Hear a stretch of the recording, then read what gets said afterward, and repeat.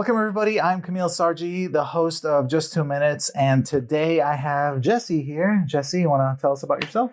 Hello, my name is Jesse Andrews. The short story is been licensed since 2015, currently working as a real estate coach. So what I do is I basically help newer agents get up and running, figuring out what the business looks like, how to lead generate, how to prospect, and also working with current agents who are kind of in a rut. Maybe they're struggling for production. Maybe they kind of need a little kick in the butt, a little bit of accountability, a little bit of a motivator to really get going and build their career. Very much like you, Camille, I love systems. I feel like if we're going to create a business and not a job, we need to get systems in place and really kind of, responsibly grow our business so then we can handle the leads and handle the business and live happily ever after.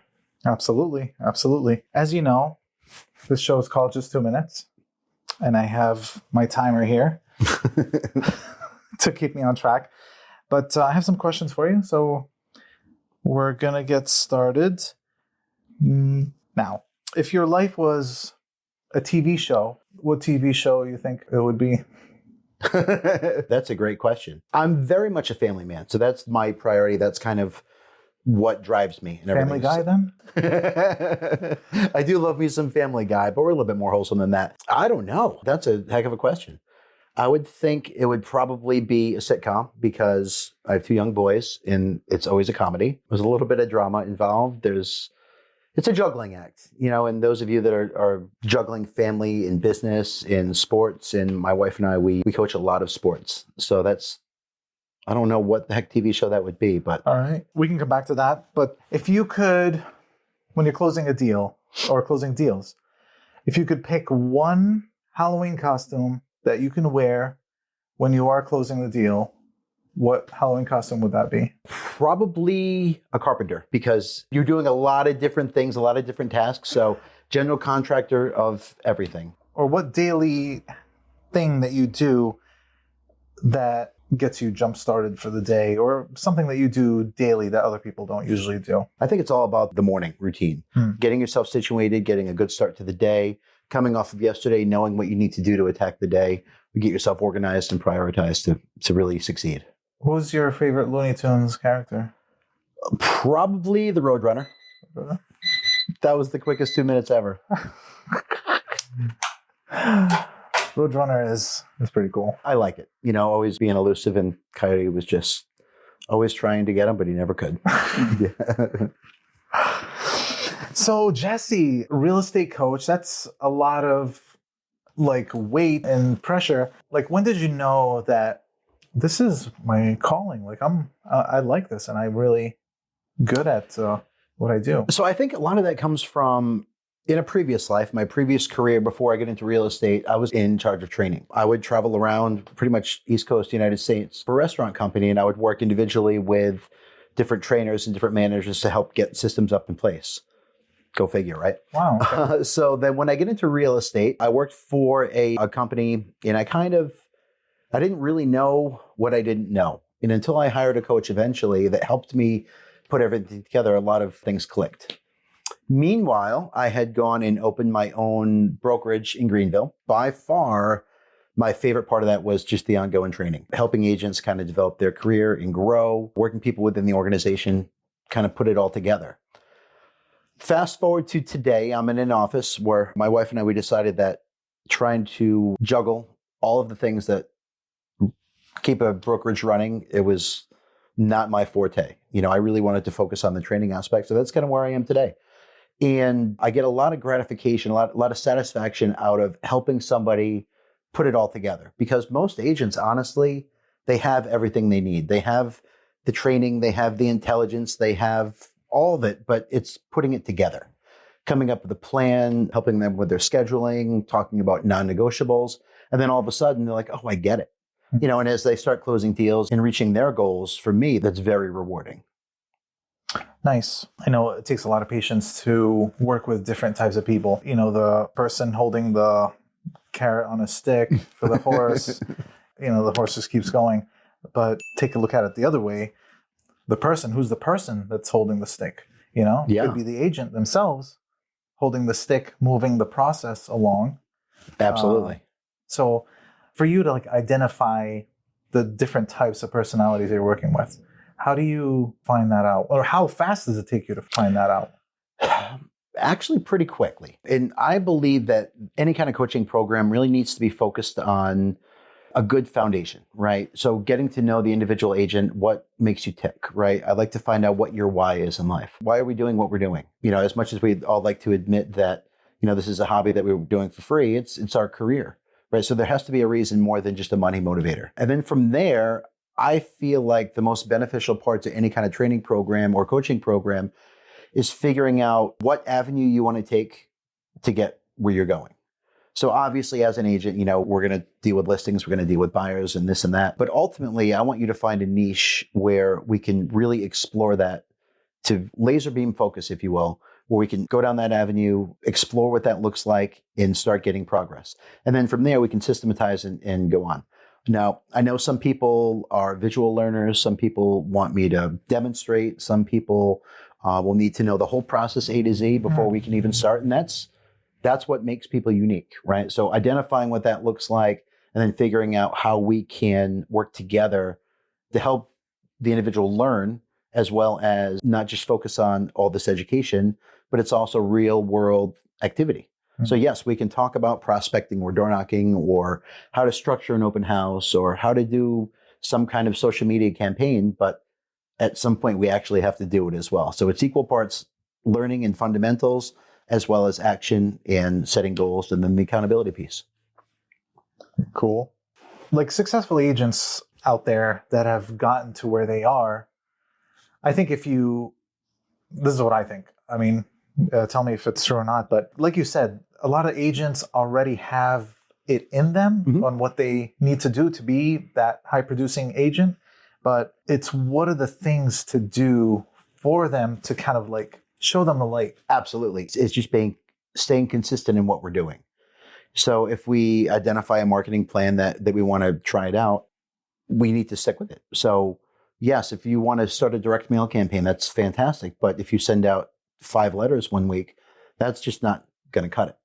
Now, I realize everyone starting has different opportunities, right? Maybe we have a lot of time available, but not a huge marketing budget. Maybe we don't have much time, but we have a bigger marketing budget, right? So it's kind of figuring out what works for that individual person and then utilizing their strengths to really achieve that goal. Okay. So it's not like hit the phones, call 5,000 people a day. And it's not that.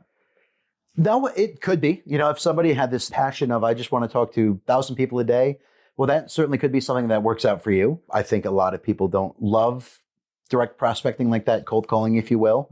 But no, I think there's more to it than that. I think there's a lot of different ways to explore marketing as a whole. A lot of times it's not even something that's super obvious, right? Maybe it's a collaboration, or if an agent loves pets, right, has this super foundation to their pet and they love the community. Okay, well then let's find a groomer where we can co-collab and go do a campaign that way. Is that going to get you a lead right away? Maybe, maybe not. And that's kind of the intangible of lead generation. You don't really know what exactly is going to work, but it's kind of like this mix of everything we do. Okay, so take me through your process. First is like identifying instead of me like assuming, go ahead, tell me what your process is. Okay, so if I was working with a new client, obviously the first thing we're going to do is probably grab a coffee because that's my jam. But I really want to figure out you as a person. How do you like your coffee, by the way? I like black coffee. Black, okay. Yep. Okay. Just black coffee. So you'd get black coffee? I get a black coffee and sit down. Usually a nice coffee guy. Okay. However, I don't mind a good hot coffee every now and then. But yeah, we sit down and kind of figure out, I want to know about you. I'm not, eventually, yes, I want to hear about your business acumen and what makes you tick, but I want to get to know you. I personally feel like a lot of clients that I work with me because we're very similar. We have a lot of the same life experiences. We have a lot of the same similarities. So with that being said, with a new agent, I want to sit down and figure out what makes you tick. I want to talk about your why. What's your driving factor? Because someday it's tough to get out of bed. Going to be on the phone today, or I have appointments and you're just not feeling it. You need to dig deep sometimes to really push yourself to do the things that you need to do. After we talk about that, I like to figure out what your strengths are. And that's something that can be pretty easily discovered in a conversation. So if someone's a good communicator and they can get their point across really well and they have no problem involving me in the conversation, then I don't think that might necessarily be an opportunity for them, right? That's a strong point that they have. Yeah. If it's somebody that's a little bit more mild-mannered or meek, if you will, then maybe we need to talk about how that reflects in your client. Even though they might be a wonderful person, if you're not making contact, if you're not engaging, if you're not building that rapport, that could ultimately hurt you. So it's a little bit of objectively looking within yourself to figure out what your strengths and opportunities may be. Then from there, I'd like to explore what brought you into real estate. What was the deciding factor where you decided to enter this industry? And then we'll talk about your career path in itself.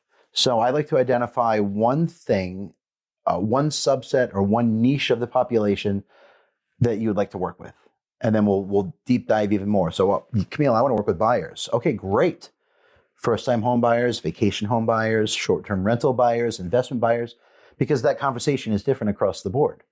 So we figure out who we want to talk to, and then we're going to figure out how we're going to talk to them. Do you help them narrow it down? Because they're like, who do you want to work with? Exactly. I want to work with buyers, sellers, investors, buying, selling. And that's the thing. And I feel like the more granular we can make it, that laser beam focus, then we're going to be in a situation where, okay, great, let's develop a training plan. If you need knowledge in that area, then we're going to talk about what that conversation would look like, depending on what your marketing source is going to be. So if it's a social media campaign, if it's a cold calling campaign, if it's a direct mail campaign, we're going to talk about the ins and outs of what that looks like and really how to, approach that person. Then it's all about building rapport with your client. It's about figuring out what your client needs, because ultimately it's what our buyer client or seller client, what's what they want to do. So they want to sell the house, of course, but there's other things, layers to that onion, if you will, that we need to peel back.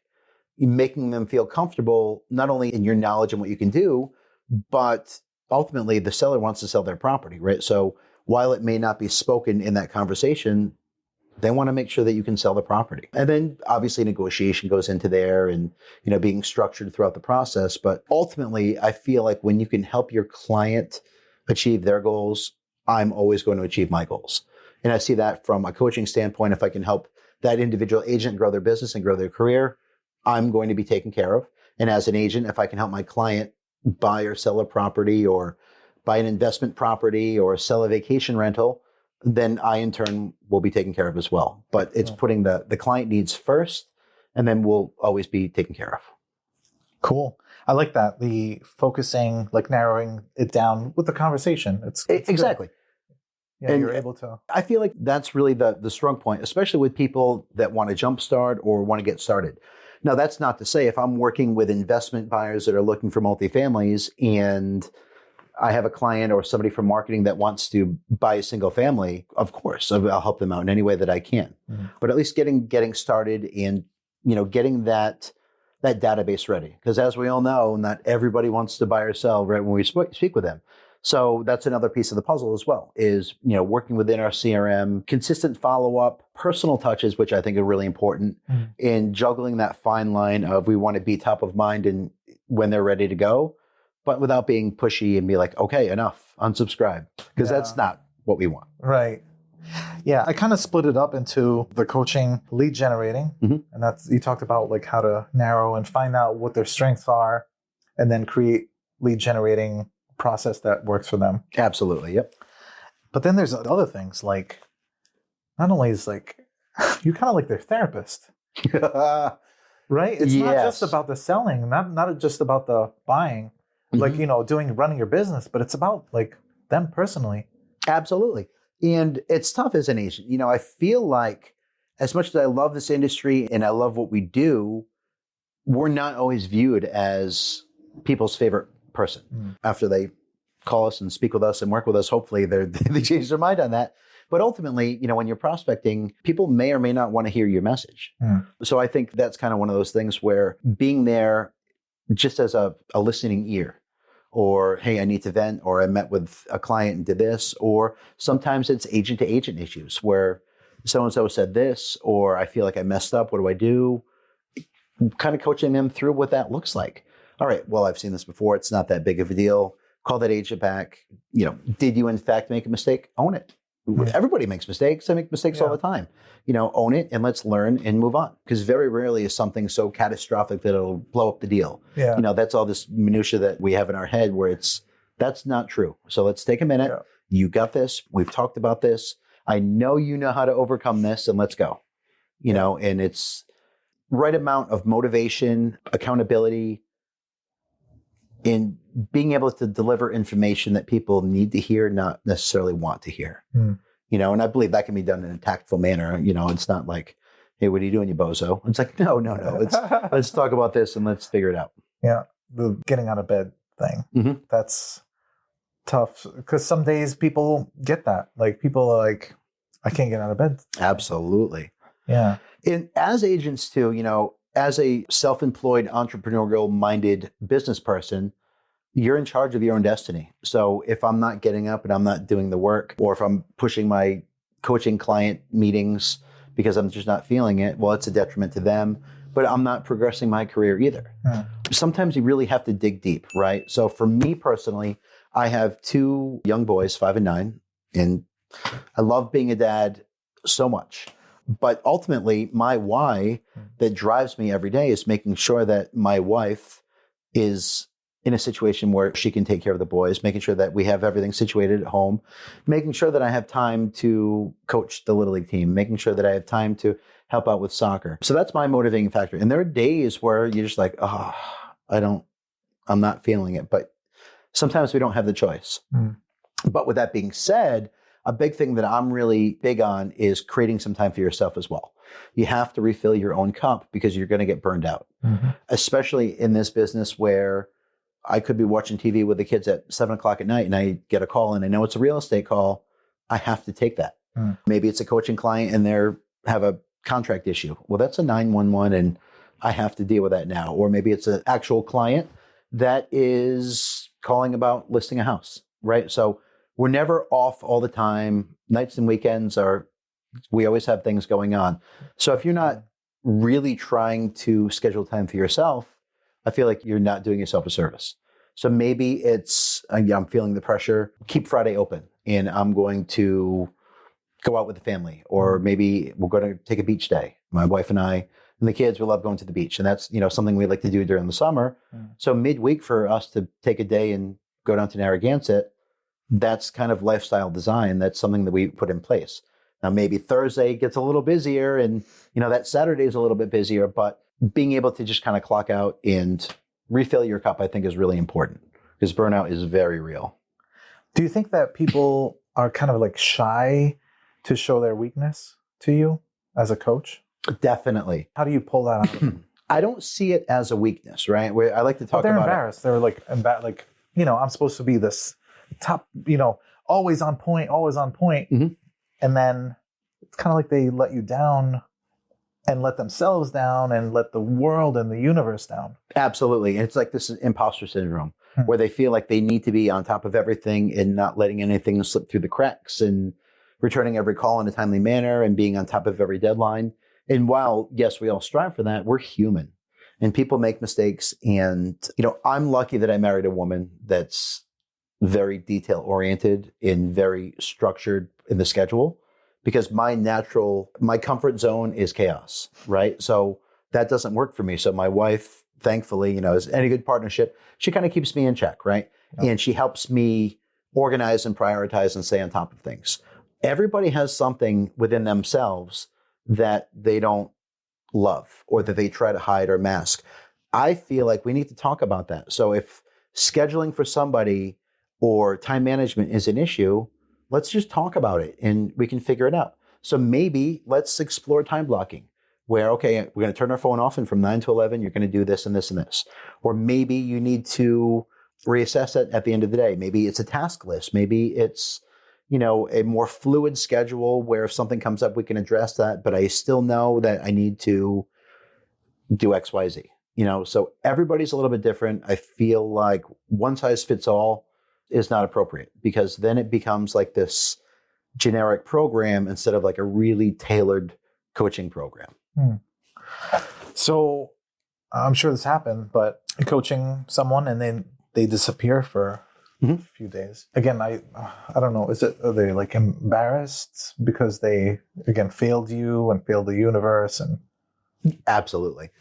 I see that pretty often. okay, And if somebody falls off or life happens. So I have one client and really structured, really diligent. Kids are on vacation. He didn't make the calls he wanted to. He missed an appointment, a couple other things. And we're talking about it. And I instantly knew. So we have a Friday follow-up every week. And I can hear in his voice. So I'm like, what's going on? And he's like, I had a rough week. I'm like, well, what's going on? He's like, well, the kids are on vacation and we did this and this and this. I'm like, so what? Okay, well, you didn't hit your goal for prospecting or anything this week. That's okay. Life happens. So enjoy the rest of the week, spend time with the family. And then Monday morning, we're going to kick butt and let's go. And he did. So sometimes you have to give yourself a little bit of grace because we're juggling a lot of different things here. Life is complicated. Life is tricky. I don't want to be a source of anxiety or pressure.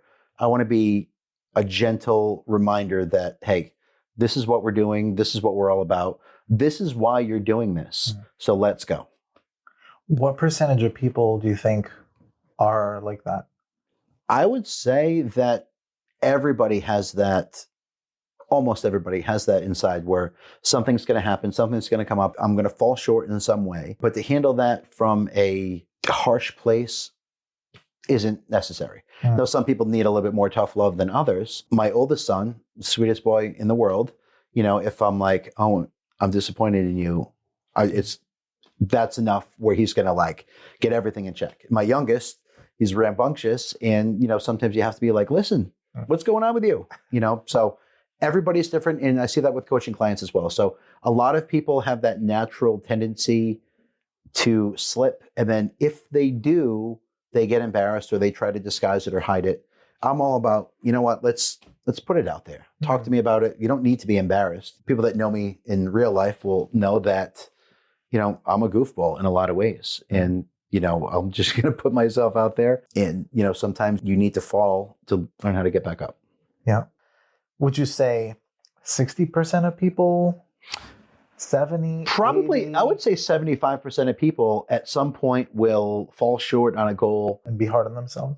Too hard on themselves, and I think you need to give yourself grace because if you come across an obstacle and you just buckle and you don't ever persevere, that's going to hurt you in the long run, right? So I like to use the analogy where you're getting in your car, getting ready to go to the office in the morning, right?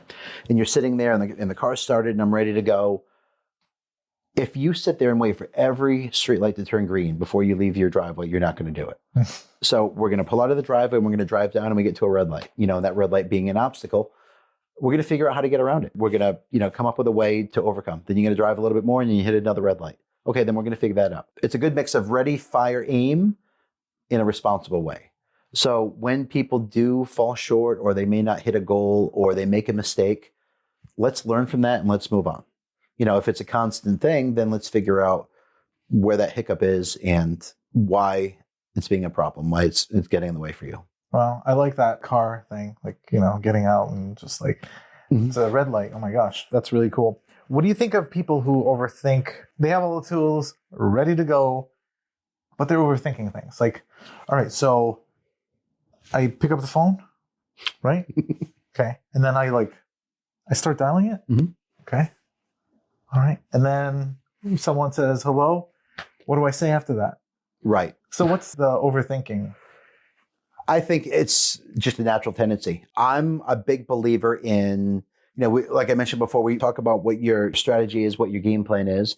And then let's just say I'm going to talk with multifamily owners who might potentially want to sell, right? And I'm going to reach out to them via cold calling, right? So we're going to talk about setting up the process, how to actually cold call, how to responsibly do that, how to respect the TCPA so we're not getting ourselves in trouble, how to respect clients that don't want to be spoken with. Then we're going to talk about what that conversation looks like. And not only to the fact of okay, this is generally what you'd want to say.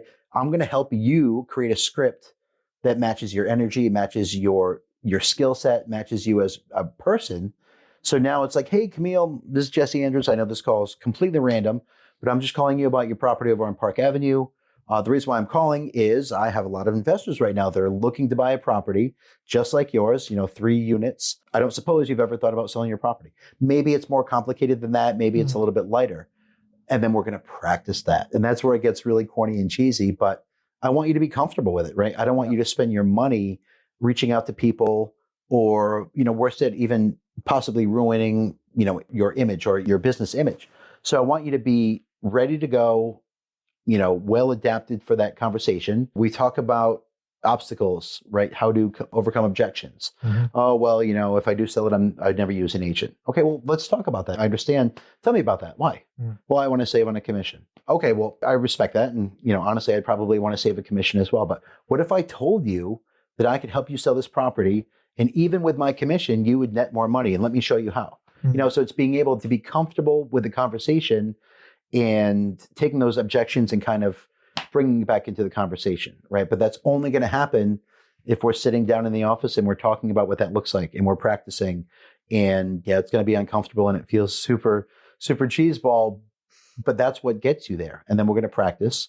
And I'll tell people in whatever marketing situation that you're doing, whether you're calling someone back from a direct mail campaign or cold calling or interacting on social media, at first you're going to feel like a goober. You're probably going to sound like a goober, but you'll get it, right? And you'll start to learn how to lead the conversation, listen more than you speak, but still guide the conversation to get that information that we all need to help that client. Because ultimately, the client sometimes might not even know really what they need. They want to sell the property, but they might have this problem and this problem and this problem.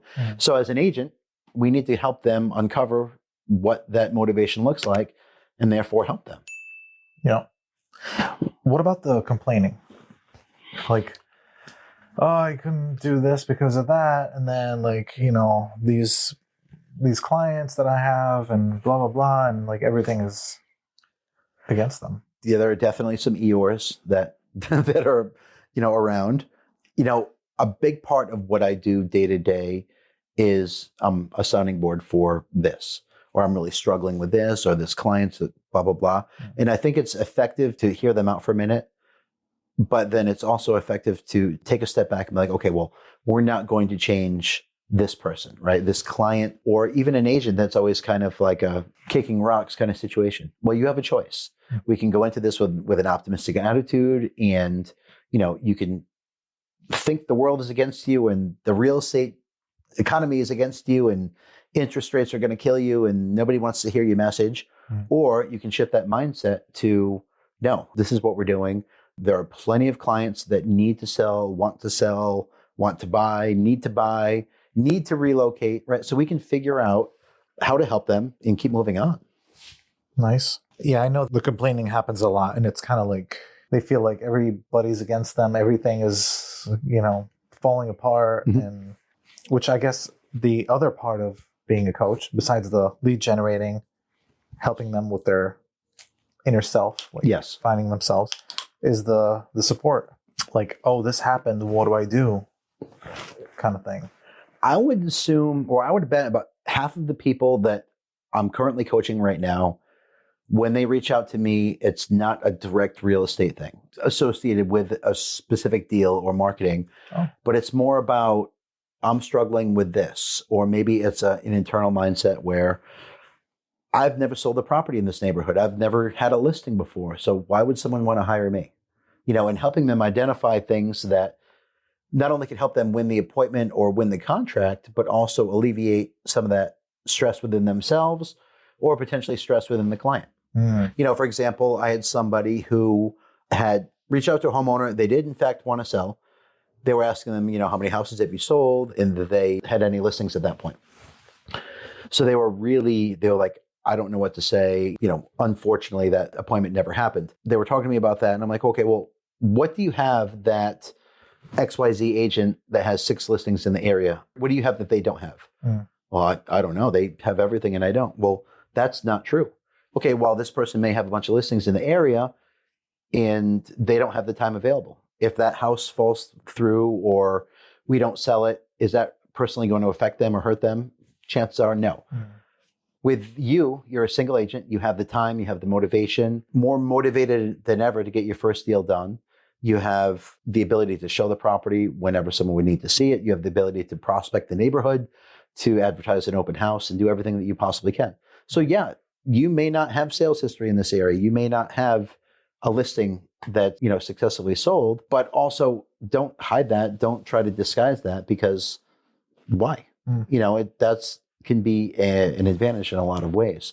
In a lot of the coaching that I'm doing, that I'm working with people, it's helping them realize that inner strength, right? So it's not always just a very distinct disadvantage or opportunity. It's like, no, you also have a superpower. We just need to look at it in a different light. Yeah, that's true. So you talked about the why, and I remember way back when I was a kid in entrepreneurship, and finding out your why, and it was always like money, duh, financial freedom, duh, but it's deeper than that. Big time. Yeah. And that's an exercise I like to do early on, right? So if we start looking at this, Camille, why are you an agent? Why did you decide to get a real estate license? Because I want to make bank. Yeah. Okay, cool. But why? And then it's like, okay, well, I want to be able to, pay off my car and go on a vacation. Okay, why? Well, I don't want to have to make a monthly payment and pay the interest. And, I want to take a vacation because I want to get away and travel with the family. Okay, why? Well, I want to travel because, I want to spend time with the family, and I want to see a new site or a new country or experience a new culture with my family. Okay, why? Talk to me about that. They get annoyed sometimes, but ultimately what it boils down to is, well, my why is I want to be financially free so I can create memories with my children, create life experiences. So when they're older and they have children or family or whatever, they can remember this experience. They can remember traveling in, going to Italy. They can remember going to Greece. So when you really, really dial it down, you can really see that motivating factor. And believe it or not, a lot of people don't realize that up front. That's the thing that helps get you out of bed on those gloomy days. And that's the thing that really can, help keep you going when you need it. Out of the people that you coach, so we're going back to that thing about getting out of bed and being embarrassed about failing. How many, what percentage would you say just disappear? Minimal.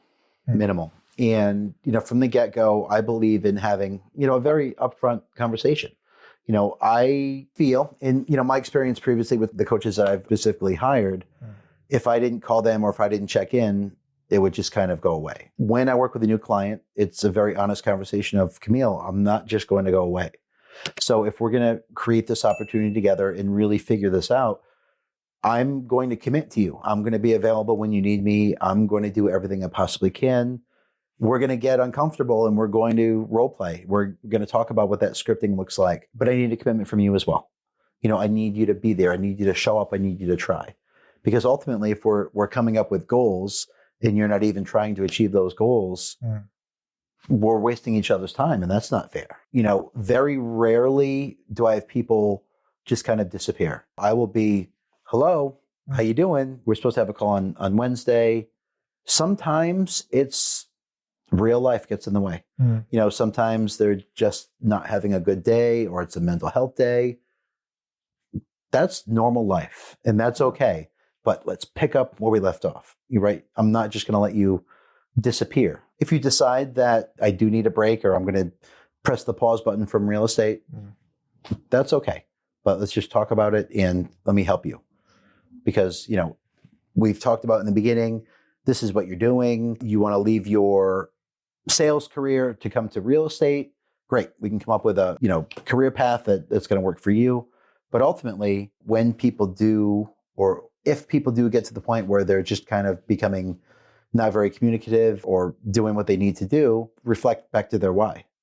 Hey, we talked about this, right? And we're setting this up because you want to create generational wealth for your sons. And this is what's going on. And if there's something that's getting in the way, let's put it out there. Let's talk about it. Let's figure out how to overcome that obstacle or come up with a plan to, reassess and touch base in the future.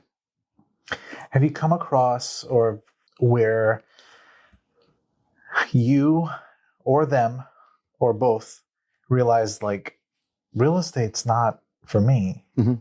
That happens sometimes. I feel like when not a lot of people, but some people get into the industry, they see the celebrations, they see, oh, another closing, or, they think they know all the money that we're getting in commissions and, I'm going to be a millionaire next year because I just newly get into real estate. They don't know what the grind is like. They don't know what that prospecting is like. They don't know what it's like to, take a phone call from somebody that was really upset they got your postcard, and maybe something terrible happened in their life that day and they just want to take it out on you. That stings. I don't care how tough as nails you can be. Sometimes that'll affect you, right? So sometimes you have these people that think the industry is sunshine and rainbows all the time. In reality, it's not always that. And there are people that have decided that, this isn't going to be for me. I've worked with people that were painfully uncomfortable talking with people. Got to the point where they realized that, I'm not comfortable talking with people and I don't really know what I was thinking, but this may not be for me. I think there's room in this industry for everybody, all different communicating styles and learning styles. But ultimately, some people decide that this isn't for them. And that's okay. That no harm, no foul. I think there's a reason why a lot of agents are leaving the industry. I don't know what the recent statistic is, but there's a lot of agents that are leaving. And I think a lot of it is not having coaching, not having that direction, or maybe they're in a large office where there's no culture, or they don't have that continual support. Because if you just kind of hear, all right, I'm doing real estate, I don't know where to start or where to go. Yeah. That's going to be the biggest factor, I think, in leaving. But when you have the support, you have the culture, you have a managing broker that's behind you and involved, and there's training classes, and that's the secret sauce. That's what I feel like. Wow, that's great. And you're right. Like some people, they see, oh, closing here, closing there. They don't know the world that we live in. Yeah. You know what I mean? And they're like, yeah, I want to get my license. But I meet with people who want to be real estate agents all the time and try to give them a little peek into the world. Because I want to make sure like they're investing their time into something that is what they think it is. Yeah, it's important. It really is important too. And for somebody that's, a newer agent that's getting started in the business, I think it's really important to have that conversation of, okay, this is the reality of being an agent. And sometimes it's amazing. We'll have multiple closings in a month and see a lot of that success. Maybe you close a really big deal and things are awesome and happy, but there are months where you may not have a closing, or your marketing or your prospecting isn't where it needs to be, and that's why I feel having that why in place, having a supportive office in place, having the people that you can rely on.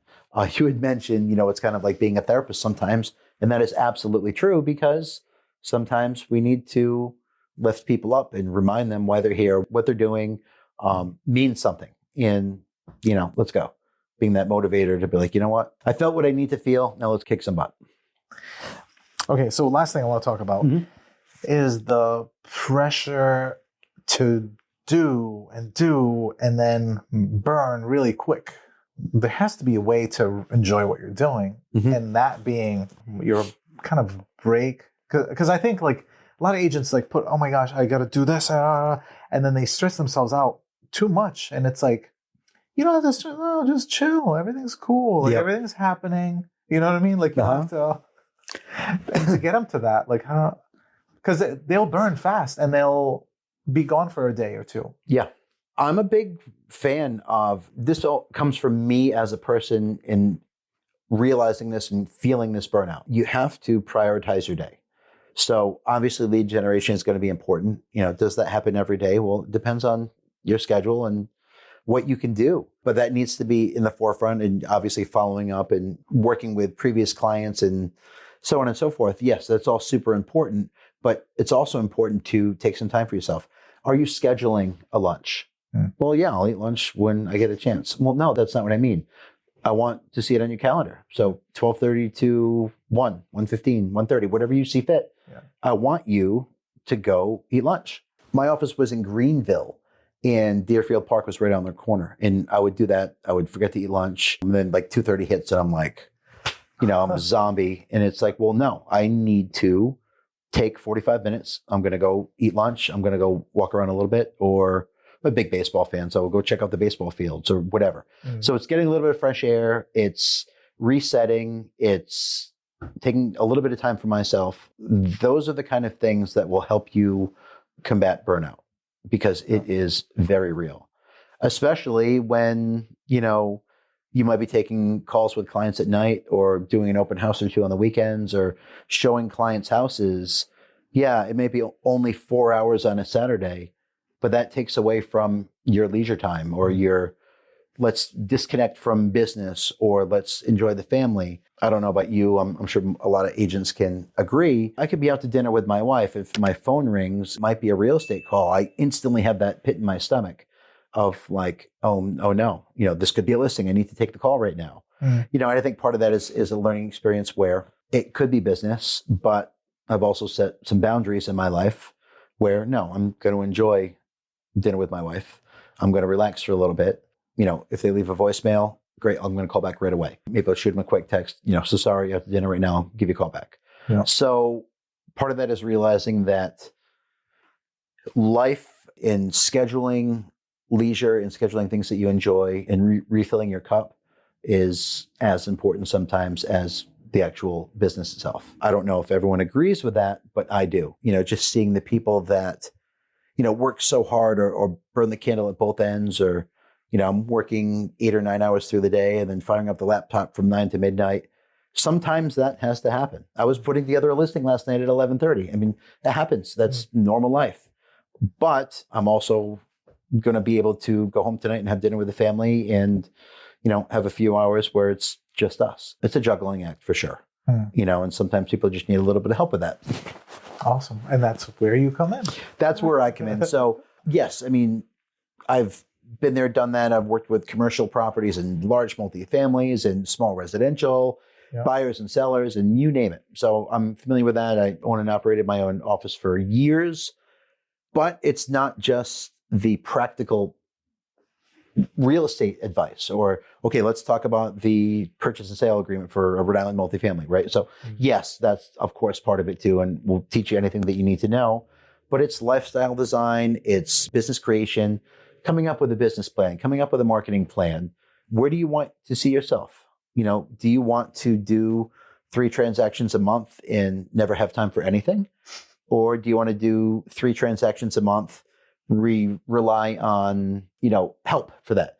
Maybe it's a transaction coordinator. Maybe it's working with a showing agent. Maybe it's, who knows, working with hiring an ISA that's specifically calling my leads back, right? That'll free up plenty of time. So career development, business plan, and ultimately what I really want to see agents do is create this profitable career, not this high-paying job, right? Because ultimately, it's like the old adage you hear a lot of agents say, if you want business, go on vacation. Because all of a sudden I'm getting ready to go away with the family and my phone's ringing off the hook and I can't enjoy myself because I'm taking calls, right? We don't want that to happen. I want to help people grow a business where they have that support system, they have the help where, okay, maybe I am in the Bahamas taking my boys to Atlantis. If my phone's ringing, great. Well, then I have so-and-so. They can handle the calls and schedule me for next week. So that's where I think the biggest benefit is. Awesome. Yeah. So how do people find you, like social? Yep. So you find me on social media. Jesse Andrews, my personal account, it's pretty widely available. Jesse Andrews Real Estate. They can reach out to me directly. Phone number, 401-318-3125. Or I'm sure if you reach out to Camille, he will gladly put you in touch with me.